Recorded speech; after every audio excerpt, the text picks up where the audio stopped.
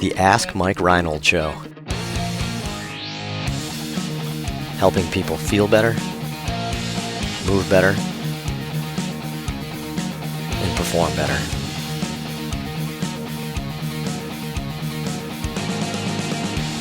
Before we get to the podcast, I wanted to make sure you knew about my free online course on the Introduction to Performance Therapy and Training.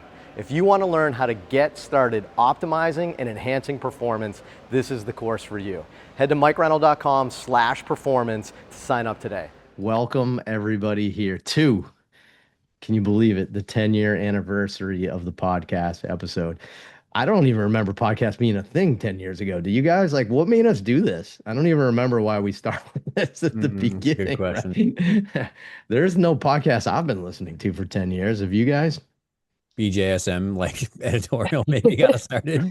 And that's unbelievable. But seriously, before we get into the show, just welcome back, everybody. This, to me, obviously is a truly special episode.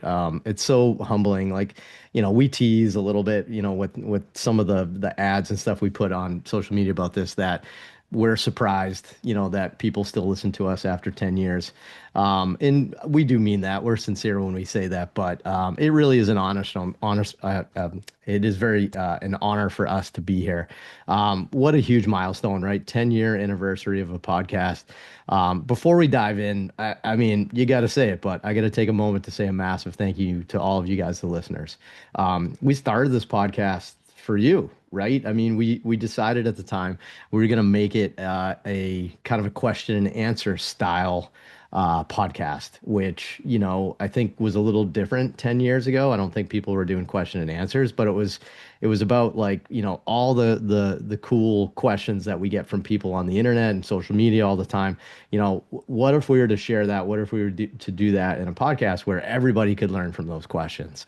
And that's kind of really where it came from. And we all went back today and watched the first episode and cringed, right? I think that's what most people do. So if you, if you want to get started with a podcast, we'd say go right ahead, because we didn't know what we were doing. We had terrible microphones, terrible cameras, terrible haircuts. It was we didn't know what we were doing.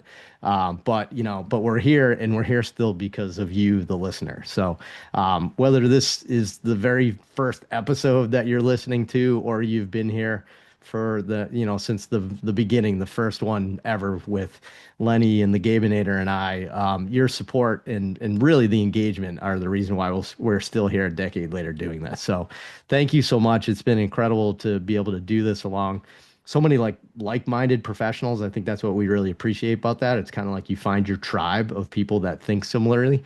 But yeah, we're so grateful for that. Also, I have to say, like, how grateful I am for, the team at Champion. Again, like, Lenny and I started this podcast 10 years ago. It was just Lenny and I. And now we almost have to limit some staff because we don't have enough rooms in the Zoom screen sometimes to be able to answer the questions. So totally thrilled to have everybody here today, and kind of go over the Champion staff that's here today. But we got Brendan Gates, Dave Tilley, Lisa Lowe, Kevin Coughlin, Lenny Macrina, Anthony Vedetto, Mike Scudetto, Dewesh Podell, Dan Pope, Noah Sprinkle for technically your first episode. Let's go, Noah, since you were a student. But and there's so many more that have been on. But I want to give a special acknowledgement to them, because really, the whole backbone of this thing is all of us together sharing our experiences. And I think when you put a bunch of heads together and you put us all in a room, we have such a great variety of experiences and backgrounds that we can, really offer some good advice for you guys. So, couldn't have done it without everybody here in the Champion crew. So thank you guys, and let's have fun tonight. Cool. Everybody ready? Ready to get Mike, started? if I may, we'd Yeah. be remiss if we didn't mention thank you to you Mhm. for all the hard work that you have put in behind the scenes, because you do a lot of the post editing and dealing with all that stuff, we'll say. So thank you for being persistent in leading that and leading the questions and helping us to establish this. So again, thank you. Did we What's that? script that ahead of time? That was We didn't good. script that, Mm, no, but I felt like mm. yeah. Natural. It's like I feel like Mike and Eli on the Chasing Scratch podcast right now. But thank you, Len. I appreciate it. Fantastic, but awesome. Again, thank you so much. Tonight we're gonna do a few things, right? We have some things that we wanted to go over and we wanted to talk about ourselves. We have some crazy special prizes. I mean, my gosh. We've got over $2,500 in free giveaways that we're going to give out to people on this episode. I'm still not 100% sure how we're going to do that, but we're going to figure it out as we go along, just like we've been doing for 10 years. And really, try to give back. These are some of the companies that we use and love at Champion. And, we never, I've been pretty sincere over the, 15 years I've been doing stuff online that we're authentic. Like we only talk about and we only, recommend the products that we actually use. So we're going to be giving away an Anchor Pro cable training system. That thing's amazing. We're going to be doing BFR sets from Smart Cuffs and Suji, which are the two brands that we're using the most now at Champion and that have been great to us. We're going to give an M Trigger biofeedback device and a sports grip trainer. So some cool stuff coming along that we're going to get to.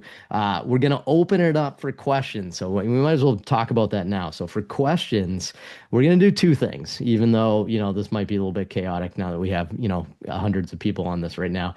But we're going to do two things. If you want to ask a question, there's two ways you can do it. One, just type it in the chat box and God bless you. Dave Tilley has graciously volunteered. I'm kidding. I had to beg him to do it. Graciously volunteered to be the MC of the chat where we can answer some questions. So if you have anything along the way, something pops up in your head, just type it. Type it right away so that way you won't forget it or something like that. And we'll try to hit as many questions as we can. If you want us to unmute you and have a conversation, which we'd love to, I'm seeing so many faces on this that were, on past episodes as students, right? I'm starting to see more and more, right? Good to see Mac. Good to see Eric. I can see some more faces coming in. I'm sure there's more on some other screens I'll get to. But yeah, if you have any questions or something, raise your hand with that raise the hand icon, and we'll get to you as well. Is that cool? Awesome. Cool. All right. Hmm. So fire away. Start typing. Start raising hands if you want. Anything you want to talk about, we'll answer. And while you do that, we got a couple of things to start with, I guess. The first thing we're going to start with is our first announcement that we have that we started talking about yesterday a little bit online. But to celebrate, and a big thank you to all of you for being here for 10 years, we're offering 25% all of our online courses. So all of my courses I have on my own that I've built with Dave and Dan and Lenny. Anything you want, 25% off. I'm going to put a link in there right now. Use coupon code 10 years and you can get 25% off any of our courses. I'm trying to figure out how to use the chat right now. Perfect. So you guys have it right there. So I just put that link in there. And then, which is really cool, is Dave Tilley, Dan Pope, and Lisa Lowe have also graciously offered to have 25% off all their website stuff too, which is really cool. So Lisa just launched a new rowing educational item that you want to check out. Dan's website, Fitness Pain Free, has amazing resources, and Dave Tilley's Shift Movement Science thing. So the links are in the chat for that. Again, and it's honestly, it's not an ad, like no big deal. Like, if you don't want them, but for us, it's just a way to give back and say thanks. So 25% off everything, which is kind of crazy. We don't do that a lot. So that was our first big announcement. So I was going to say, Dave, you tell me before I get into it, we got anything or should I start with Yeah. my Oh, yeah. We question? already have four. Oh my gosh. All right. All right. So let's hit a couple and then we'll jump into my question that I have for you guys. But what do you want to start with, Dave? There's a lot of pressure here on the first question. What do you think? I think we do a general, like directly clinical one first. And Scott just says, what book are you guys currently reading? Nice and easy. Mm, Off ball to start. I love it. Len, you're muted by the way, just so you know, but I am muted. oh, yeah. The kids were crazy in the background. Oh, I Yeah. gotcha. I just noticed that. Yeah. Interesting. Okay. All right. Who wants to start? What book are we reading?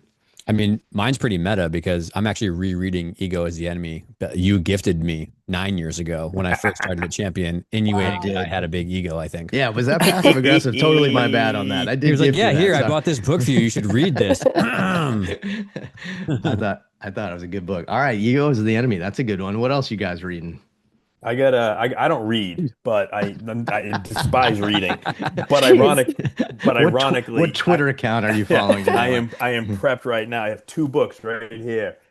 Breathe Golf, which is kind of Hmm. how like the mental aspect of golf. And for those that follow Scott Adams on Twitter, he just died of prostate cancer. So I supported him and bought his book, How to Fail at Almost Everything and Still Win Big. So two books that I will be reading on vacations coming up in May.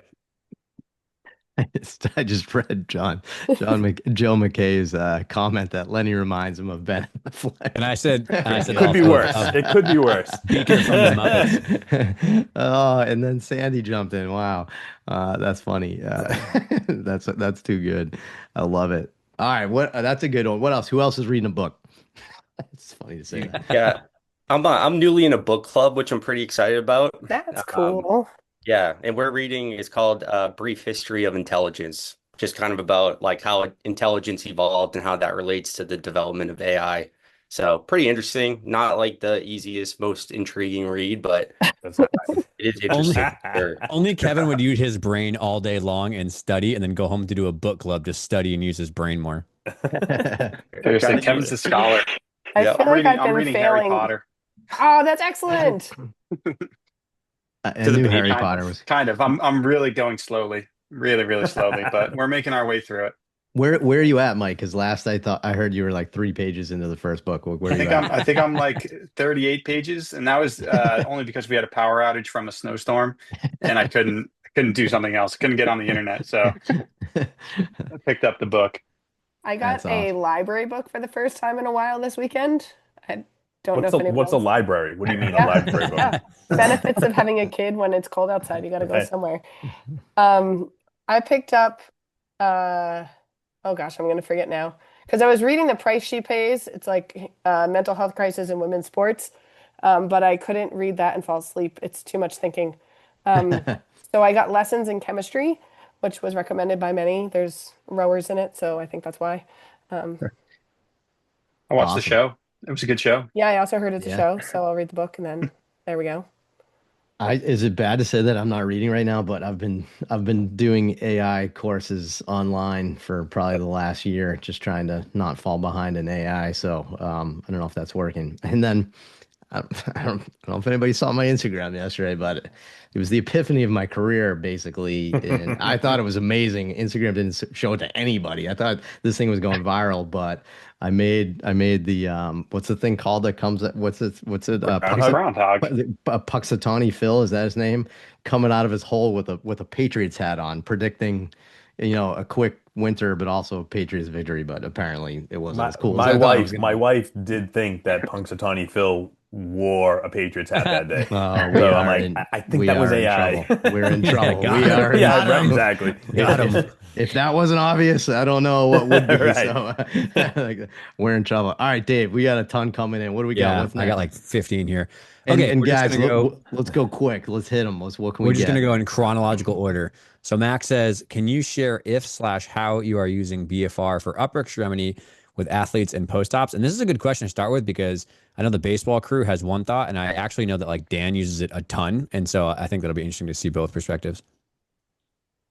I don't mind starting. I just talked to our student Meredith about this today a little bit here, but like, I don't know. I'm not overwhelmed with how beneficial upper extremity BFR is, and I know that's a hot take these days. I think everybody wants BFR to be so popular and amazing here, but a few reasons. One is I want to load tissue. Two is I'm not convinced the proximal effects are that exciting. I don't, the one study that kind of showed it on the cuff didn't overwhelm me. It wasn't the best study. And I don't think we struggle getting some of those things. strong. So, you're putting the cuff on a very, very sensitive area on the arm with your whole neurovascular structures that's just different on the leg. For me, I just haven't found a need to use it on my upper extremity patients. Mike Scaduto, you want to share just real quick how we use it on our baseball players post-op? Because I think this is a great idea you started doing. Yeah, for upper extremity surgeries, we developed a lower extremity blood flow restriction program that they can start around 3 weeks post-op. So for Tommy John's or for shoulder surgeries. So we're basically trying to mitigate any kind of muscle atrophy, with the goal of promoting hypertrophy when they would be relatively untrained or detrained otherwise. So we're using BFR because they can't hold a ton of weight in their hand, so they can't use a ton of load. And we're seeing like really good effects of that. Like basically, they're able to get back into training when they're cleared to load that surgical extremity, and they feel like they haven't missed or haven't lost a ton of ground. Also, it's probably the highlight for some people. It's the highlight of their session, like immediately post-op. Like they feel like they're getting a pretty good workout in. Some people dread it because it's lower body BFR. It burns and it's like uncomfortable. But I think a lot of people in the younger athletic population, they want to come to PT and feel like they're working hard. So obviously we have the benefits of the BFR, but I think psychologically, it adds to their session, makes them feel like they got a good workout in when otherwise they wouldn't be able to. Yeah, I love it. So like put it on the legs to get the systemic response, which I think is probably a benefit that we probably don't talk about enough for our upper extremity post-ops. Really cool. Dan, real quick, you want to just mention maybe some upper extremity use cases you use because you probably use it the most on the upper extremity for us. Yeah, I like it a lot. I get a lot of folks that want to go either they're powerlifters or they like just training in the gym. And classic thing for those guys who have shoulder pain is they can't really press heavy, but most other things feel pretty good. They can do most arm work, most rowing, all those exercises actually feel pretty good.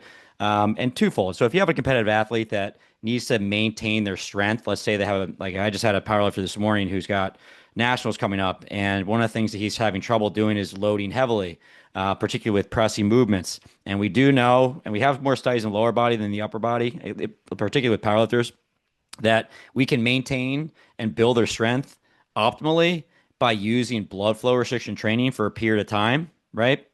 And that's really cool about that is that these athletes can't really push the movements they want to push, and it allows them to push those movements some. And I think that's from the standpoint of building muscle mass and strength, but also psychologically. You get people that like they're just so defeated they can't do the movements they love to do in the gym, right? They feel like they can't get a pump, they can't make their muscles function the way they want to, and they're really sad about it. And when you have an injury like that, you probably have to unload it somewhat. So we can't just continue doing the same thing they're doing, kind of spinning their wheels, irritating the area. If we allow them to do something like, let's say, push-ups with BFR, some lighter bench press with BFR, they're like, oh my God, it feels like my arms are going to explode. This is the first good workout I've had in a long time. We're kind of hitting two birds with one stone. We're kind of giving people what they want to do. We're rehabbing them, and we're still building strength and muscle mass at a high rate. So I would say I don't work with a lot of throwers, so I'm not throwing these on any like post-op upper extremity thrower patient populations. But I think for my population, a lot of like lifters, they love it. And I think it's a really good solution for the problems. Awesome. What's up, Dave? What's next? Yeah, we're going to start chopping these down because 21 just came through in that one answer. Okay, Anna says, what advice would you give a student, almost new grad, who has the goal of performing research in a clinical practice? I read this question and like reflexively almost like revolted because of how much research stuff I've been in. So I may not answer this one. Just kidding. Yeah. I don't know. What do you think, Len? I think like maybe you and I, we started our careers off with a lot of clinical research when we were affiliated with a big research institute. Yeah. Would you recommend for somebody that doesn't have that? Because I know we've actually struggled with that. Like, what would you recommend? Yeah, the question I missed it a little. Like it was somebody who was interested in doing it, and what's our opinion? It was kind of Cl- choppy. How do you get started with clinical research as Right. like Okay. somebody Yeah. I new mean, in the clinical research? yeah. Fortunately, our times in ASMI down in Birmingham, we had that ability to work with great researchers. So try to hook up with somebody who is doing that because you need IRB stuff and all that. So if you have that opportunity to be able to seek it out, definitely do it. It's a lot of work. It's not pretty. Um, and it's additional to your regular job, but earth shattering, earth moving, how much you can expand your career and get your name out there with that and present your research and speak at meetings and make your your world a lot bigger. So go for it if you can, and seek it out if you can at a local university or local, or like I said, an ASMI in Birmingham. And they're always looking for people to help crunch data and write introductions and all that stuff and be involved. So, and then maybe give back also to some journals, IJSPT or something like that, where you can review a paper and give your feedback on a paper that's trying to be published as well, because it's a lot of work that goes into it. Like Dave just had a paper that was accepted, and it's a ton of work, as you know, and we've published a bunch, and it's not easy, but I think it definitely has pulled my career in a direction I didn't expect. Nice. Fire away, Dave. Don't stop. Yep. Okay. Oh, yeah, this will be an easy question. Not really like, much depth here past the one. What are your current thoughts on quad tendon autographs for ACLR?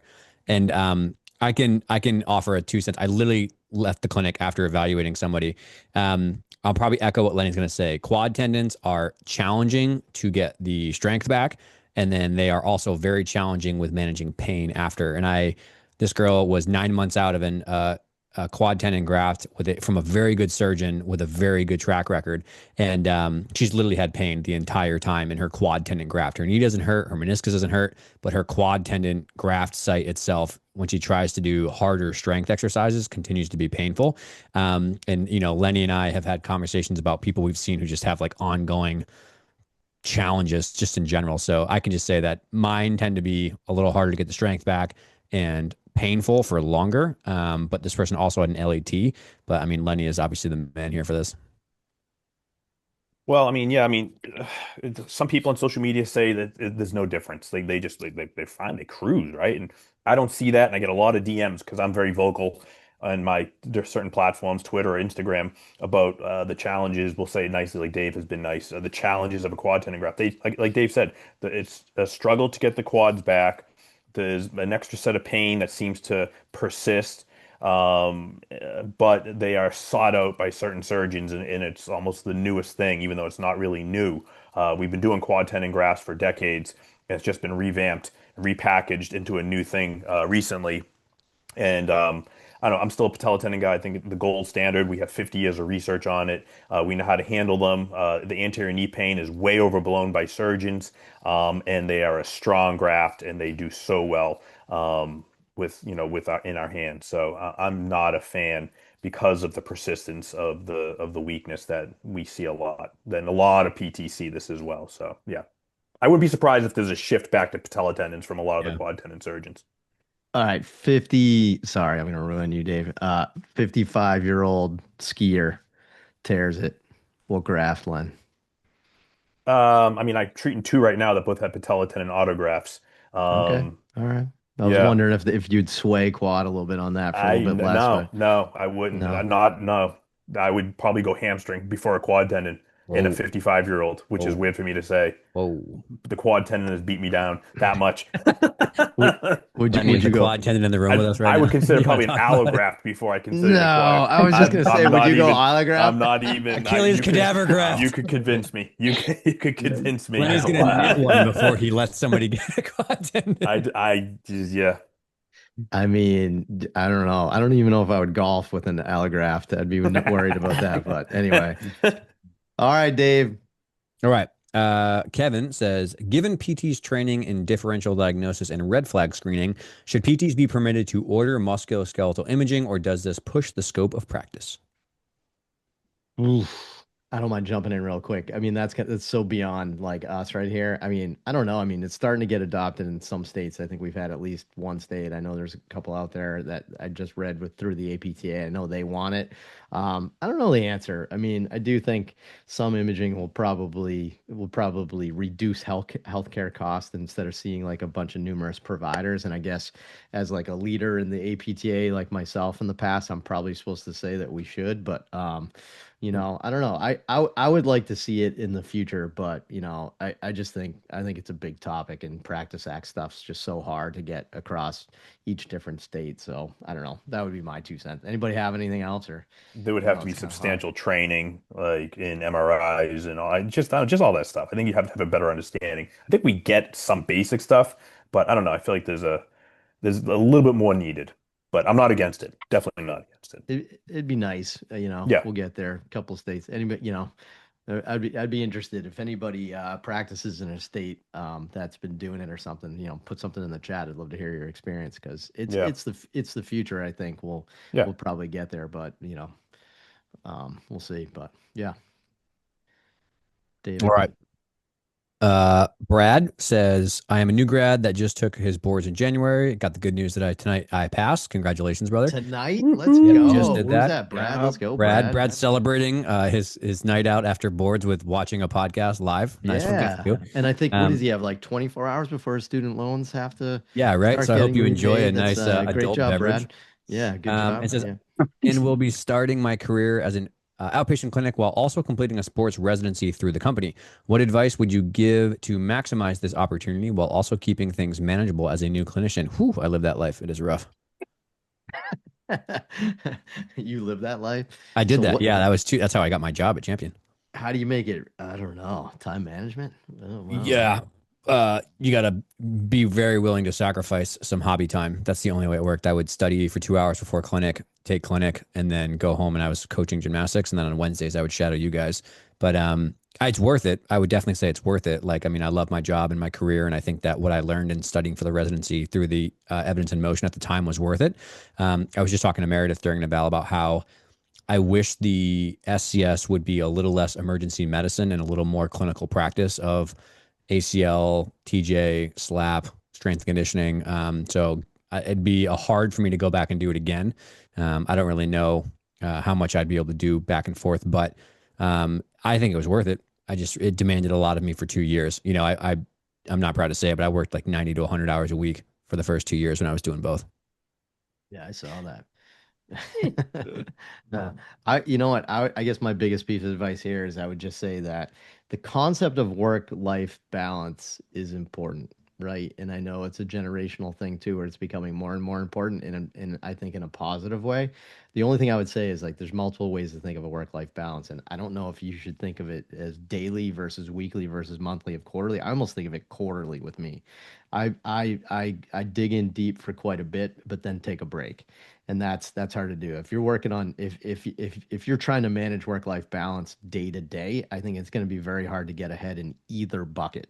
So kind of keep that in mind. That would be my only suggestion for you is to try to, realize that life is about sprints and recoveries, and that's probably the best way if you're trying to get ahead professionally. I guess I'll leave it at that.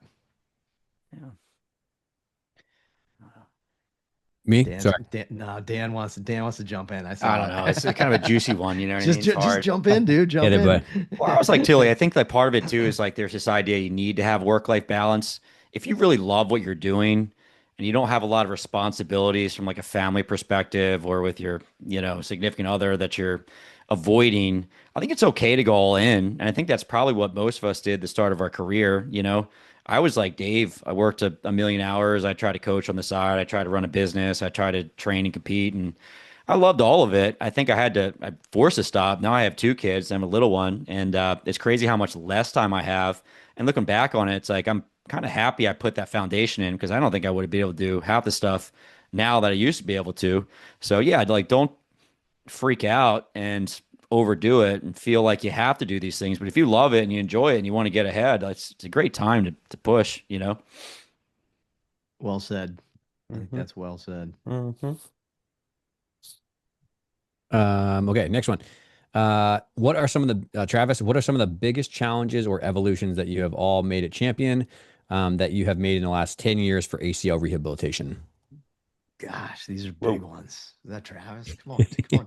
that's a monster. That's a map. I think for me, I do a lot of ACL rehab. We got force plates now. We have a dynamometer. I was in Alabama. We had an isokinetic device. I've had to shift my thinking and being able to, use that testing and help guide my clinical practice. So that was big for me is the ability to use more objective data than what I'm used to versus which was basically just an isokinetic device. We test people at 4 months, 6 months, and most people got cleared somewhere in between 4 and 6 months, based off of isokinetic testing. So that was been a huge thing for me, and the access to a gym now, like a full gym where we have strength coaches that I truly trust and ton of gym equipment versus just a wall, some dumbbells, and maybe a TRX strap. We can get people truly strong and stronger than where they were before surgery. So that's been huge for me the last 10 years. Yeah, I'll add to that a little bit too. Working on like the late stage people and really getting them ready for sport, is trying to be really precise with what the needs of the athletes are, and not just resting on the fact that we're getting our athletes strong again or fast again or powerful again, but really diving deep into some of like the objective measures that Lenny's talking about and making sure that, let's say, RFD is really good, braking ability is really good, eccentric control is really good, and really testing that in multiple planes, meaning we're going to do our force plate testing to test the vertical, do some of our 1080 resisted stuff to test some of our horizontal stuff, and then really try to put it together and figure out what's missing within the athlete to make sure that they're really ready for what the demands of practice and what the demands of games are. I think sometimes we in the past were a little too general and just kind of rested on the fact that like, oh, the athletes are strong enough or stronger than before. We'd kind of let them fly. But we've definitely been a lot more picky and a little bit more qualitative in what we're looking for with the specific measures that we want.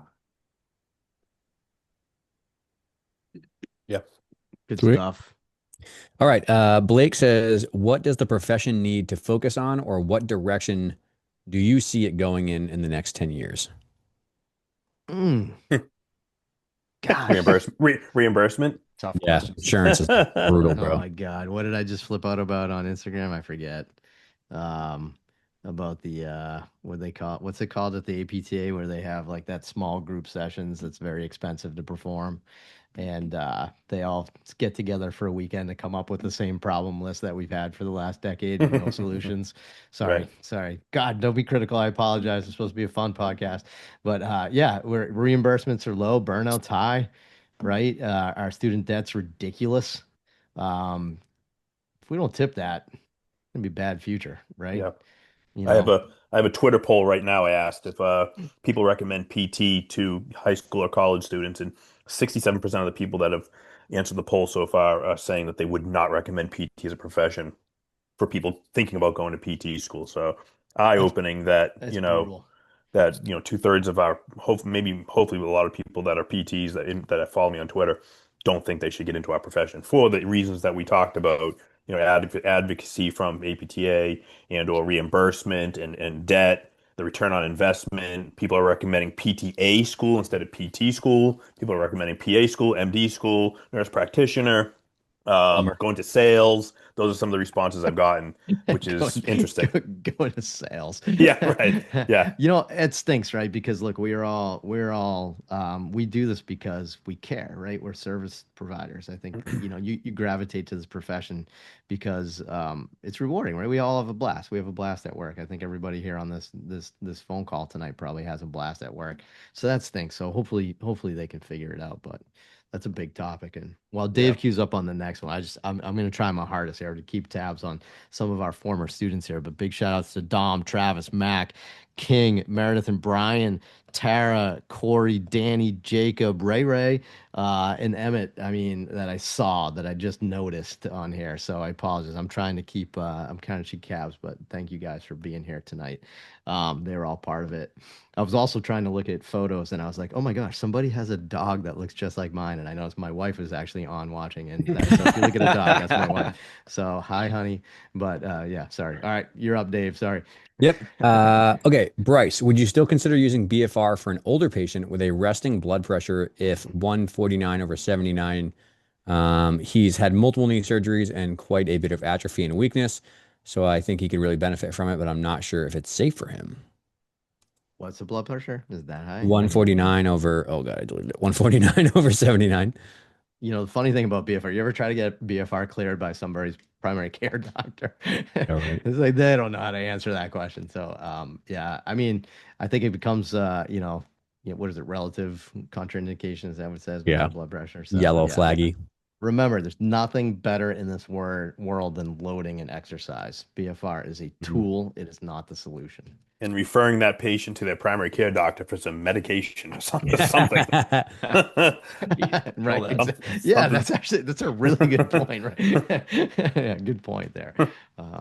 Also, shout out to Tim Heckman. I got to say, all my other mentors in here that have on here, I've learned so much from Tim over the years. So good to have you part of here, Tim. Tim.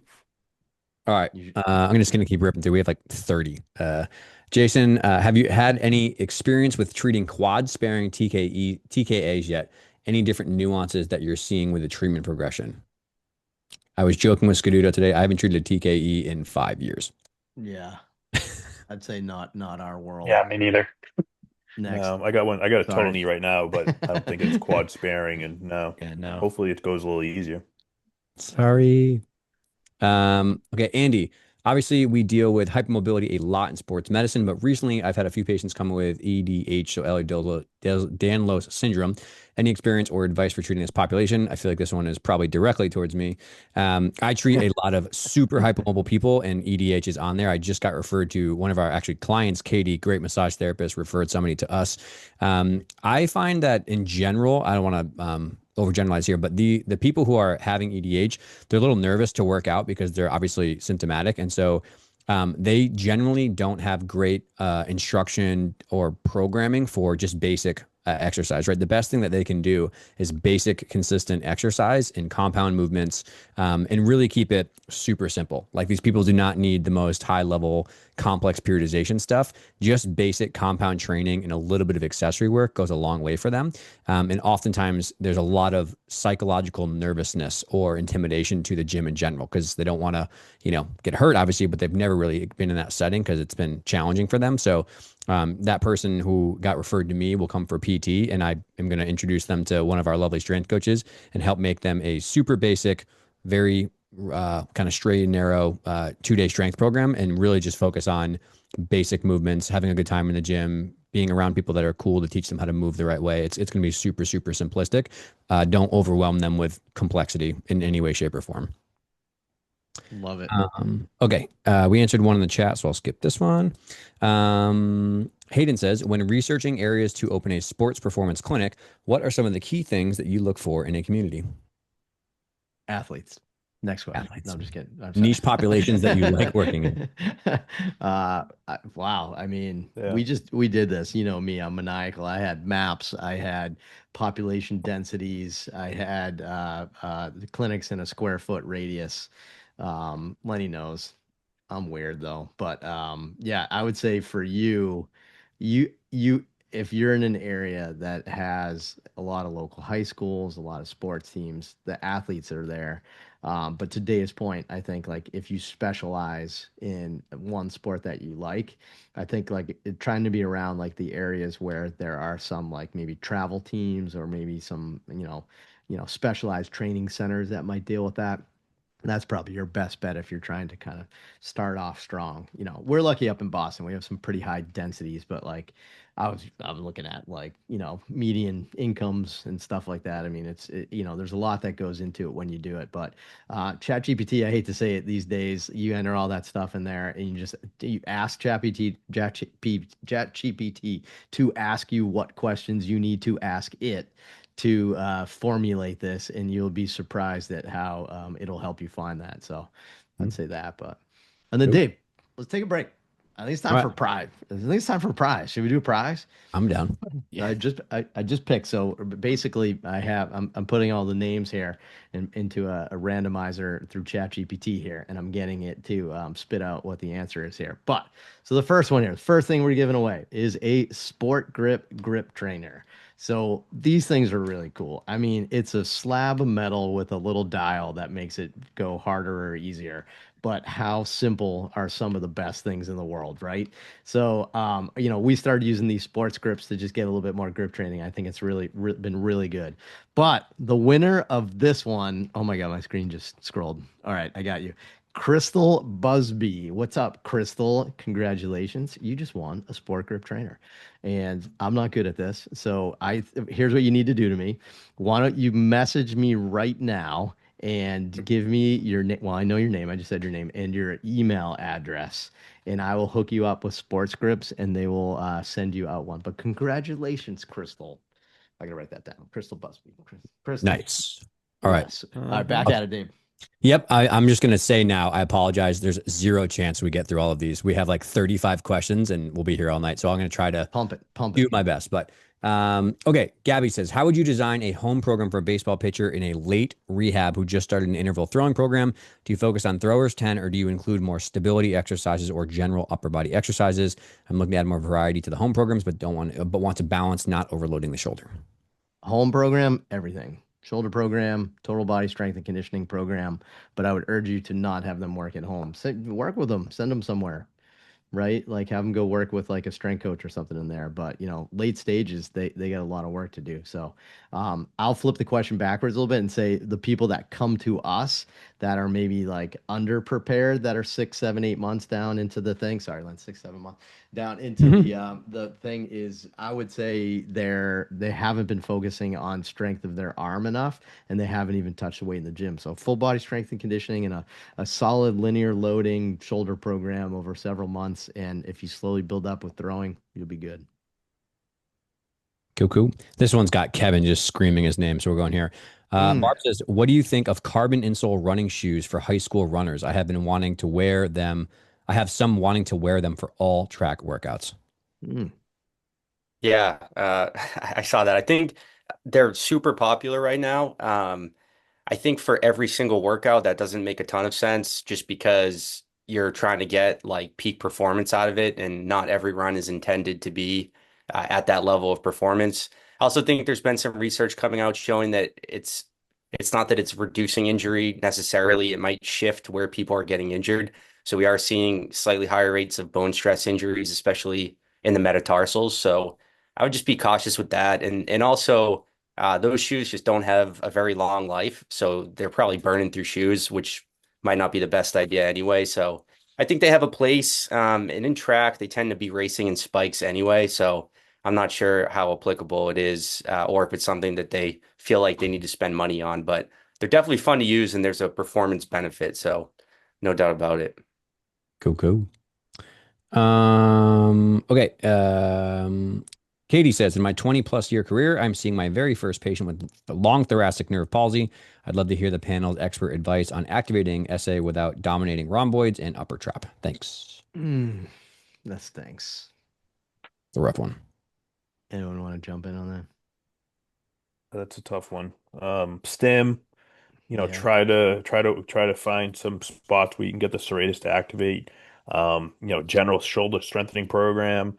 Don't aggravate the shoulder. Put them in positions where they're going to succeed in the movements that you're trying to attain. It's a tough one. You just need that nerve to slowly regenerate. But I've had some success, with time and trying to utilize stem and things of that nature to try to get some overload to the muscle and trying to get some activation. But it's a tough one, time, and that's oftentimes a very impatient and long drawn out process. Yeah. Biofeedback, maybe. Yeah. Good call. Yeah.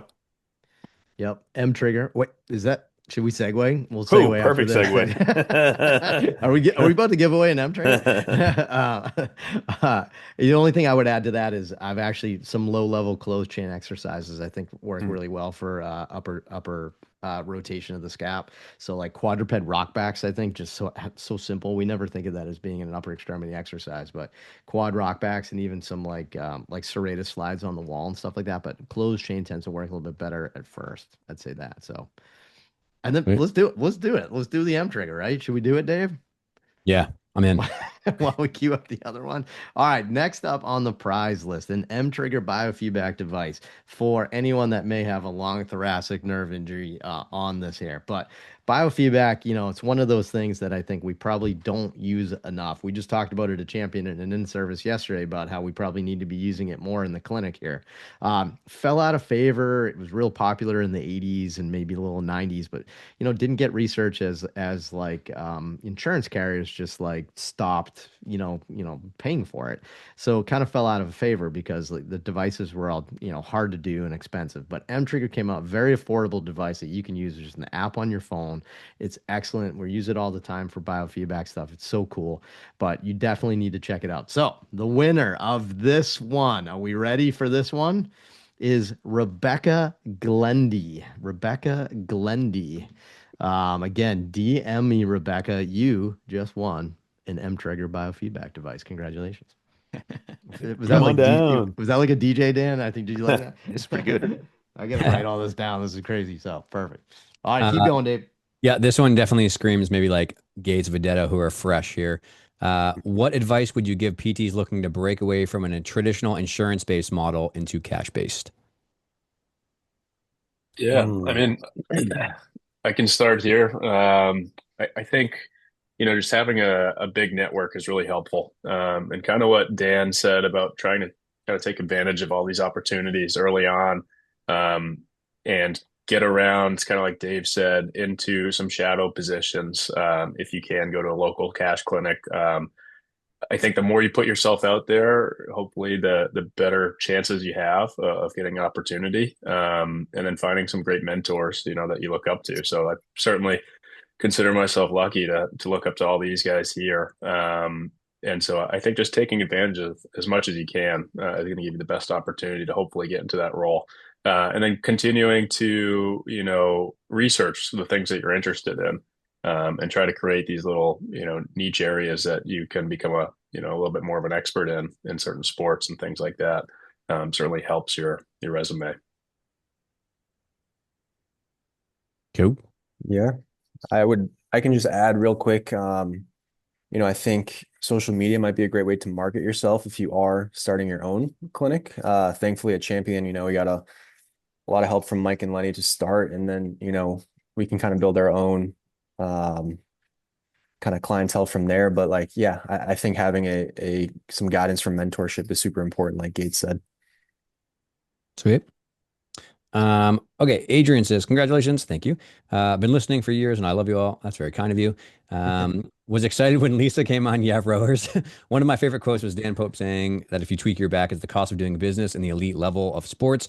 Is there any other advice? Are there any other explanations that you give your patients to help them if they are pain focused, pain prisoners? What's your go to? Yeah, this is a good one. Maybe Lisa can do it because the rowers are a little self brutal sometimes. I think we all deal with people who are riding the lightning, so to speak. Can you summarize the very end of that? I got Yeah, I think they're lost. saying, sorry, I think they're saying, how do you consult with people who are like high level athletes that are training in sports like rowing or endurance that are like, they come with some pain and Yeah. So uncomfortable. honestly, I feel like one of our old strength coaches, Jonah, once said to me basically like sports are inherently bad for you, and so like things are not always going to be perfect. At some point when he and I were working about with one of my rowers, that it was just like, well, rowing as much as rowers row is not actually healthy. I was like, you are very correct. It is not. So I do think I always think of it as like our job, as long as it's safe and they're not gonna like completely destroy their body, but then even if they are, giving them the knowledge that that's a potential. I feel like I try and keep people doing what they like as their sport at most costs, right? Like within reasonable health. I feel like if people come in, if rowers come to me with like, rating all the way to their toes, like can barely move kind of back pain, like obviously rowing with that is not like overly doable. But if someone has back pain that they can kind of ride the waves of and continue to race and they're in their like senior collegiate season, that's where it's like, I'm going to give you the knowledge of what's happening with your body and kind of like help you through it. Cool. Another very easy answer topic here. Would you recommend a brace over a leg sleeve for ACL return to play? From Bo. Bo. Brace versus non-brace is something we've been talking a lot about. Yeah, I mean the sleeves kind of like, why not? I like sleeves, but like I guess the real question is brace. What do you think, Lon? It depends on the person. That's kind of where I've shifted now is the brace has a purpose for some. But if they're relying on the brace to return because they don't have the strength, and that's a huge problem, then they probably shouldn't be playing. But depends on the sport. If they do a lot of sliding, the brace gets stuck in the ground oftentimes. But if they are there's no mental, fear going back. They feel strong. They pass all the tests. Then they should be good to go if they've had a good surgeon and a good PT course. So, not against the brace, but the brace should not be a crutch to allow them to get back. Mhm. Joseph says shockwave therapy, promising or just another placebo modality? I mean, it's been around for a while, so it's not just it's I would say it's more than just promising. It's like that. Um, That seems like a clickbait title. I like yeah, right. That's that. perfect. I kind of like it. No, I mean, I think it's effective. Like there's some research that shows like for plantar Tendinopathies. fasciitis and Absolutely. tendinopathies and stuff like that. So Yeah. I'm into it. Agree. Promising. Hmm. Agree. Hmm. Yeah. Okay. Do you have any recommendations on how to approach colleges about establishing school insurance contracts when you are already treating multiple athletes from their programs, or do you recommend staying out of network slash cash? Considering we treat half of one campus, I think we're probably good to answer this one. A local Boston I school. I'll tell you from our experience, we do not have a contract with the local universities. They just do it themselves through secondary insurance. Yeah. So, the athletes pay us. I believe they submit it to their primary, they get it accepted or rejected, and then the school picks up the secondary from it. So it's not a formal relationship, and I'm not against a formal relationship. I just think there's some complexities there, and there's gonna be some headaches there. So, Mm. if you're starting off and you're like dying to get some college athletes, and you think that'll help you, maybe, but like, I think we just get people because we get people, not because we have an insurance contract with the college. Mhm. Yeah. We can two birds, one stones here on some supplement questions. Chris and Mitchell both have questions. One is, are you guys getting into any recommendations about supplements like creatine? And then another one is thoughts on peptides. I work in a PT clinic in a gym setting and have many patients asking about BPC 157 and TB 500. So hot right now. So hot right now. Dan. Yeah. Dewey, you want to start with creatine? What do we do with creatine? Uh, take it all the time for the rest of your life. Good for your brain, I No, I hear. mean it's so heavily studied, right? Like the benefits physically, and then now everything that we're learning about the brain. I think there's a lot of good. I think they're even starting to look at it for like pregnancy and stuff, and like even like helping with fertility issues and stuff like that. So there's a lot of good potential for creatine. We know the baseline of it's going to help you with power output. It's going to help you with regeneration, maybe even a little like strength building. So I try to get all my athletes to take creatine, 5 grams a day, forever.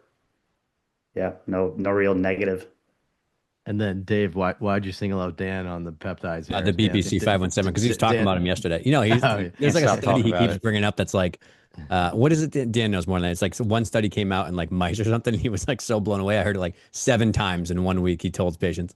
What do we Well, got? it's like extremely effective in rodents, and it's probably helpful in humans, but there's really no human trials. I think there's one with oral BPC 157 for stomach ulcers, and it was helpful, but we just don't have the research in humans. So, very, very interesting. I hope there's more research coming out. In terms of like actual supplements, I do recommend for patients for pain, and this is mostly in like the knee and hip osteoarthritis world. I do think there's some utility of things like ginger, curcumin, turmeric, vitamin D, even collagen can be helpful for those folks. So if you allow some patients are kind of having a hard time getting over the hump, there is some research that some of those supplements are as effective or a little bit less effective than like an NSAID.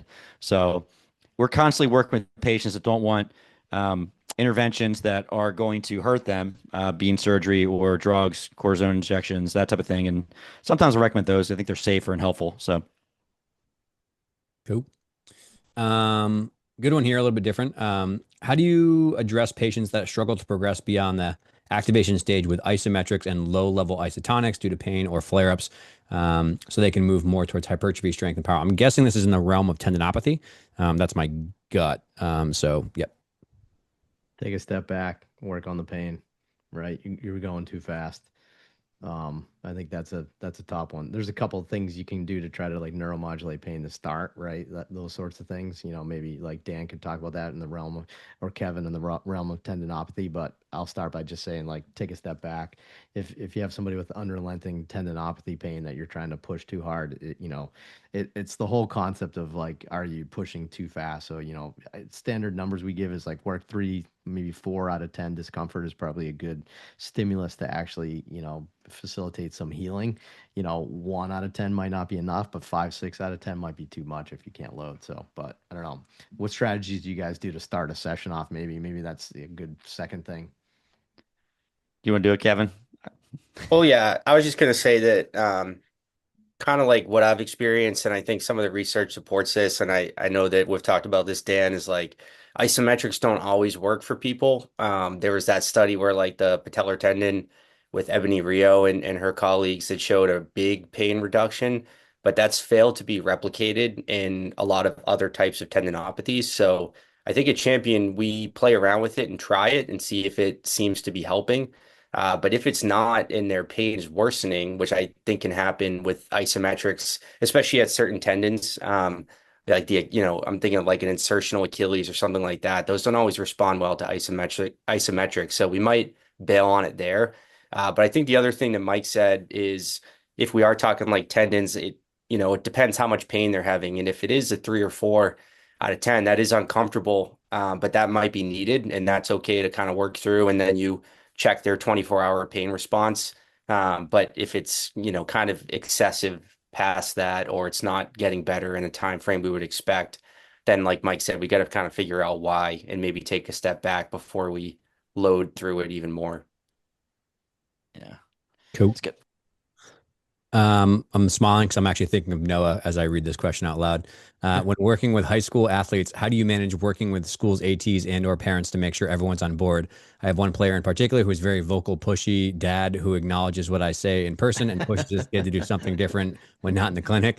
I've been mentoring Noah through a situation of this example, I guess I should say.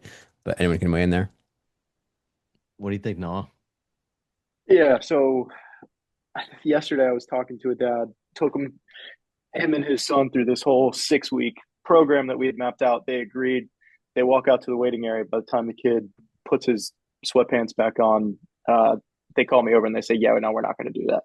We're gonna keep going." So at that point, I just kind of tried to modify and adapt to their schedule.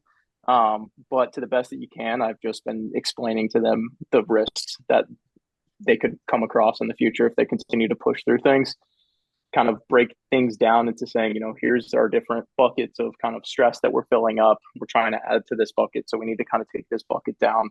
And then from there, kind of let them make their decision if they're not going to go with your advice. Yeah. I'd just add, like, Kevin, you want to remember your first week working at Champion where I asked you to look at my back? You remember what you want to tell the story of what happened? Yeah, so I wasn't nervous at all. It was my first week working at Champion, and Mike was having some back pain and asked me to evaluate him. So, yeah, I think we went through a pretty good assessment, pretty lengthy assessment, and Mike was at this point that he's kind of still at when he has time, right? Golfing a lot. And that is the main driver of his pain. And when he's not golfing, his back feels a lot better. And like Dave jokes about, he knows all the right things to do for sure. But my recommendation was maybe alternating days of like on golf, off golf. So basically saying reduce the activity you want to do.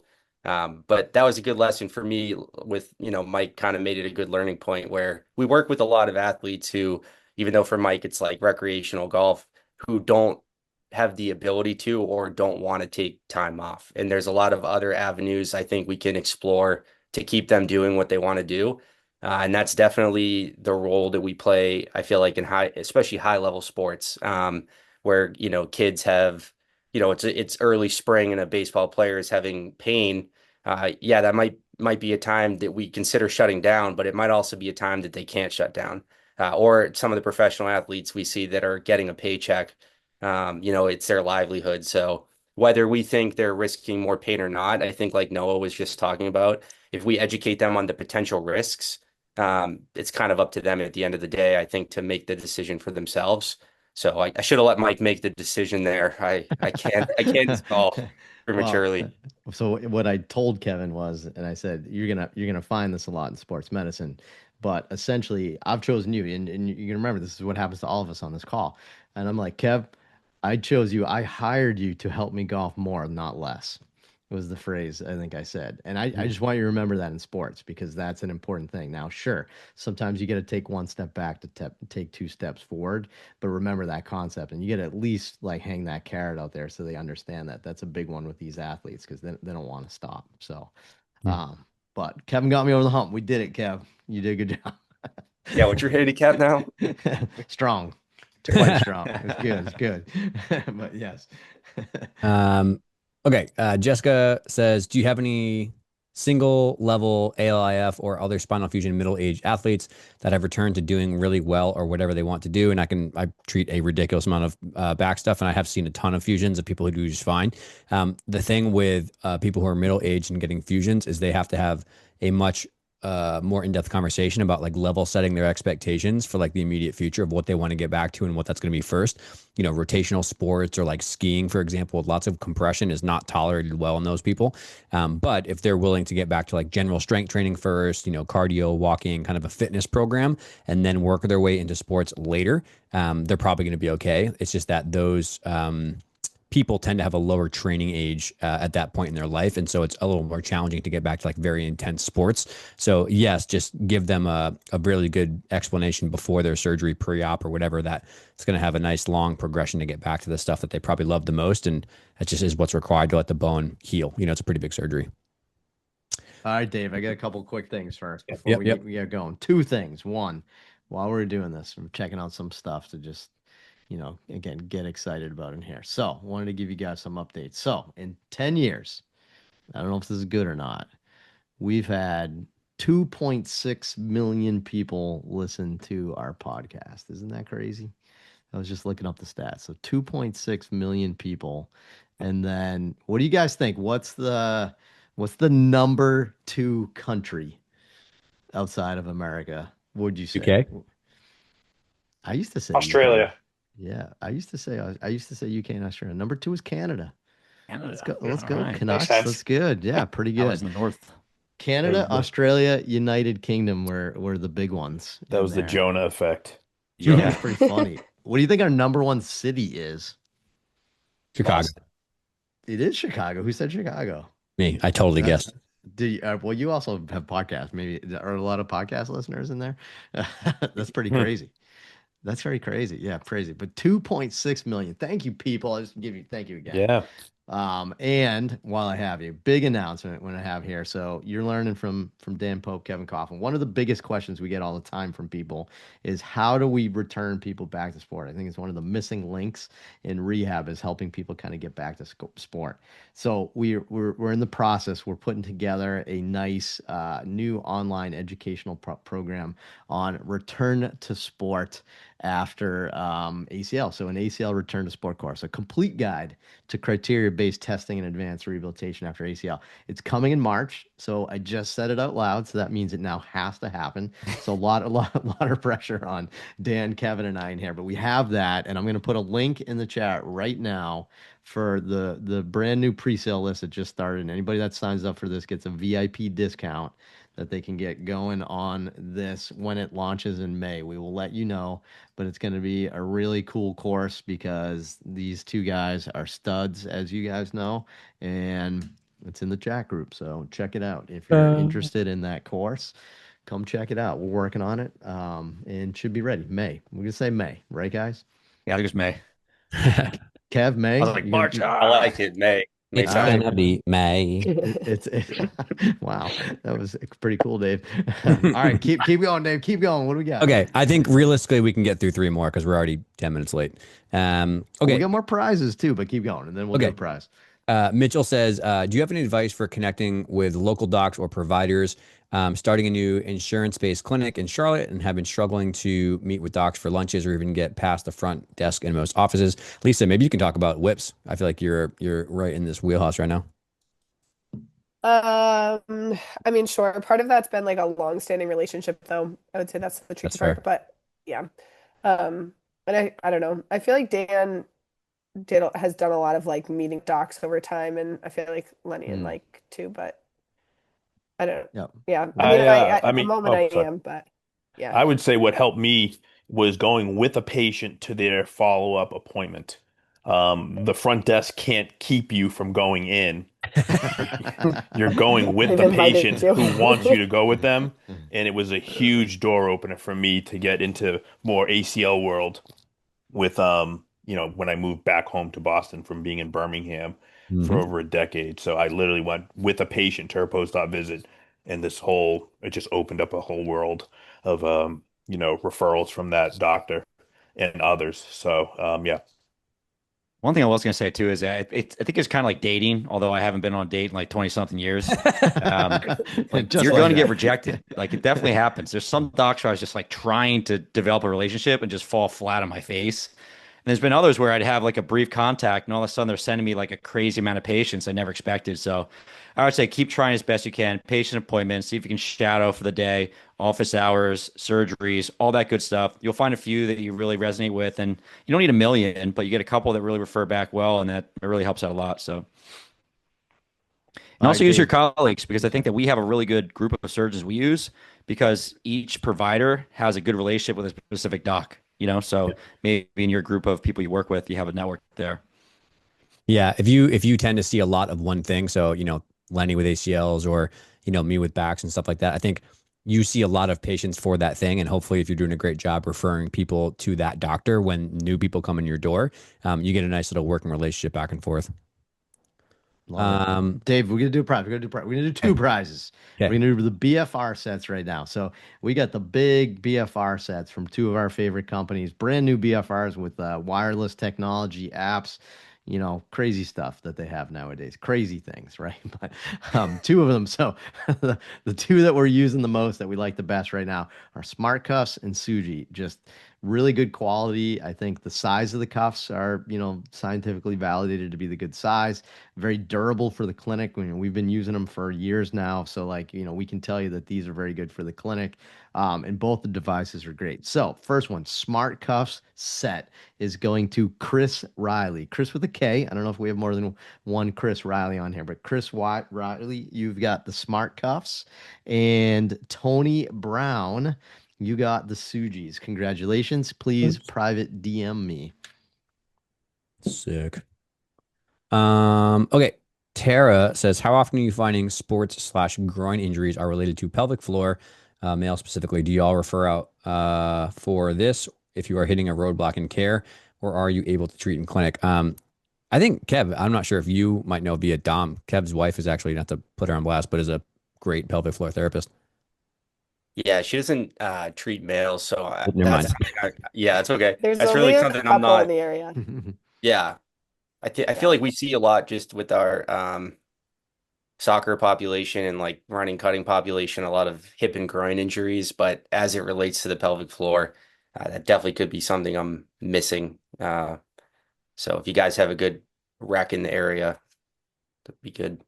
Yeah, and I think there was another question earlier I lost somewhere, but essentially was saying like, how long do you treat a hip or a back injury before you consider a surgical case? I think my general timelines is like 4 to 6 weeks. Like for most things, I'm trying to see if workload modification, good PT, regular communication, and maybe like medicine with a doc can like get symptoms to calm down. But if in 6 weeks, if someone literally hasn't moved the needle at all, despite all the best efforts, I'm probably thinking like, okay, let's at least get imaging and see what's going on here. I'm not sure how everybody else feels. That's a solid recommendation. All right. Nice. Dave, pick out maybe the next best. Give me the top three remaining, and then we'll do the one final prize, and then we'll wrap it up for the evening. And Okay. by the way, thank you, like Mike Scudo, Kevin Coughlin, anybody else. I see you guys like answering some questions in the chat. Excellent idea. Like, feel free, champion crew, while Dave's doing stuff like answer, because that was awesome to see. Okay. I've been absolutely deep in the chat all night. Oh yeah. Great. That's good. My eyes are bleeding. Yeah, exactly. I love it. Keep going. Thank you. Okay, yeah, we got three here that I think encapsulate most of the other ones I was trying to weave through too as well. Tony, happy to be on with you. You too. Can you elaborate on knees over toes concept, especially when athletes perform with this myth? I got a little at the end there. Knees over toes phenomena. I guess that's the question. Tony, who just won the Suji. Wow. Tony Oh, got his nice. question pick and won the Suji. Good job, Tony. Oh. Wait, so all right, so what do we got on knees over toes? Is that the Yeah, I concept? think can you explain the knees over Uh, toes concept and why it's like, something I'll that's ju I'll jump in real quick. So biomechanically, we do know that there's increased patellofemoral joint reaction forces when your knees go over your toes, right? Did some doctors and therapists in the 80s and 90s freak out about that? Sure, right? Is there extra stress? Yep. Is that stress too much? Maybe. Sometimes. Sometimes it's not, right? But to say like everybody can and should do it, I think is a little short-sighted as well. I want everybody to go check out the knees over toes guys on Instagram when we're done with this. I want you to go check it out. He's got one thing that most humans don't have. You know what it is? The champion crew knows, right? What's knees over toe guy has that most people don't? Incredible dorsiflexion. Dorsiflexion, right? So for him, yeah, it's completely different, but his like, top of his foot can hit his shin. So yes, he can go knees over toes, he can do pistol squats better than most humans, but that doesn't mean you should be, right? So you just got to keep that in mind. Like when we're looking at biomechanics of exercises and stuff, it varies for the person, and there's a lot of stuff throughout the whole kinetic chain. Anything with mechanics, there isn't a good way, there isn't a right way and a wrong way to do everything, but there is a way that will have the least amount of stress with the highest amount of output. Keep that in mind. cool. Okay, two more. Um, what would be your main areas of focus for rehab for flexor tendon strains? Are you seeing this as a warning sign for potential UCL sprains and or tears? Yes.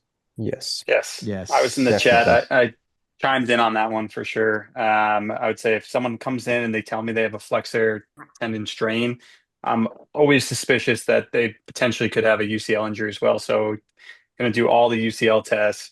We're going to keep monitoring that, especially when they get back into throwing. MRIs aren't perfect. If they had an MRI and it came back clean, um, for the UCL. And depends who's reading that MRI as well. If it's a baseball specific doctor that really knows what they're looking for in the UCL versus a general orthopedic surgeon. So those are the conversations I'm having with the person, honestly, on day one. Like, yes, you've been diagnosed with a flexor tendon strain. We're going to check out your ligament as well. That could change how we treat this. But I think if you're continuing to throw with a flexor tendon strain, I mean, that's definitely putting more stress on the ligament. If it's difficult to dynamically stabilize the elbow. So, yes, I think is the shortest answer possible. Cool. All right, last one. Danielle, I'm almost 2 years post sports residency and currently working alongside many manual therapy fellows. What advice would y'all give for deciding if a fellowship is worth it? Wait, so you're post residency? Yeah, this is Danielle, I think. Oh, like Danielle? Yeah. Hey, Danny. Just in the middle of answering this one, typing wise. Sorry. Wait, what was that, Dan? You just started answering it? Yeah, I obviously haven't done a fellowship here, but I've looked into it and I've done like pieces of it, depending on like, is this like a FAOP? There's all different types of like different certifications and specialties you can get.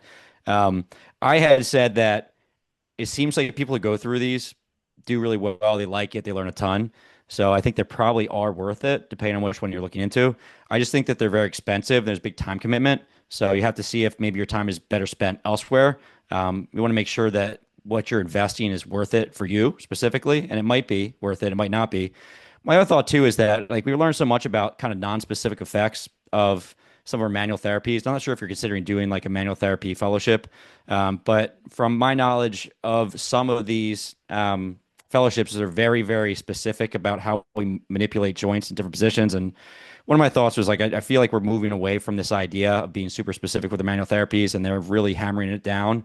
But the other thing I've heard too is that a lot of the manual therapy programs are not pushing that agenda anymore either. So, it's just some pros and cons of what I've thought about in the past and why I decided not to do it. But I mean, they do seem like they'd be beneficial. Yeah, I'll just relay the advice that I always say, like, residencies and fellowships, if there's it's just like barbers. There's a lot of good ones, there's a lot of bad ones probably too. If you pick the right one that helps you get to the place you want to be faster, I think that's the outcome you're trying to purchase, right? By doing that, right? Is in 1 year's time, do you get like 3 years of skill and experience? And if that's worth it for you and you have the finances to do that, but gosh, Danny, get a job. I mean, you just finished your residency and you want to do a fellowship. I mean, don't you guys want to make money? Like, I would say most of you don't need that. Everybody here on this call is more skillful and more knowledgeable than you give yourself credit. Remember that, right? You listen to our podcast, right? So, but like, no, in all honesty, like you do it. There's a little self-doubt sometimes in there, but you have it, chasing, tens of $1,000s of things like to help with like a little imposter syndrome or something like that is, I think you guys can do it. So hang in there. I'm not talking about you specifically, Danny, sorry, but but you know what I mean. Keep that in mind with those things. 'Cause I think that's important. I see a lot of people just rushing into these things because they don't know what else to do with their career, and they don't know what to do. And I just hate to see you going into more and more debt when you can just get started. I think you're ready, right? So I'll leave it at that. But awesome, Dave. What an MC! Can we get a round of applause for Dave Tilley, MC? That was good. He was doing it for our sports PT mentorship, so he earned the nod again tonight. He got the call from the pen to do that. I was like, whoa, I don't even know what that is, but I haven't blinked in that 50 minutes, but I'm here for that, it. that was cool, Zoom. That was good. I don't know what happened, but that was amazing. All right, grand prize. We got one more prize. This is the Anchor Pro cable training system. This thing's like, I don't even know, it's like 750 bucks, 800 bucks. This thing's big. I will say this is one of the best inventions in fitness in the last X years, and it just happened to be a kid that was just local to us, in the Boston area, and his classmate in school. This was their school project. And I remember when he came to us, he had this like little thing. It was like this big, and he's like, "Yeah, no, it's like a cable machine." And he looks over at like these crazy cables columns that we have over there and our Kaiser machines. He's like, "No, it's a cable machine," and he's holding it like this. He's like, "This thing's great."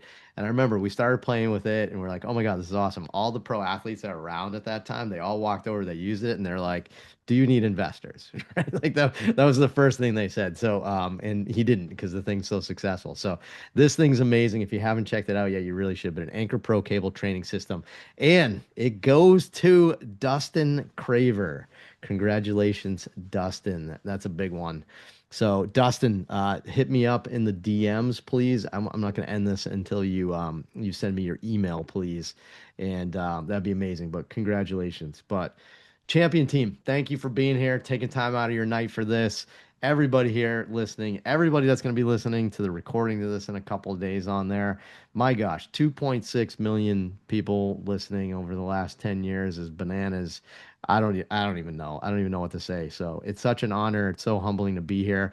We said it from day one, 10 years ago, even though the first many, many, many episodes were terrible.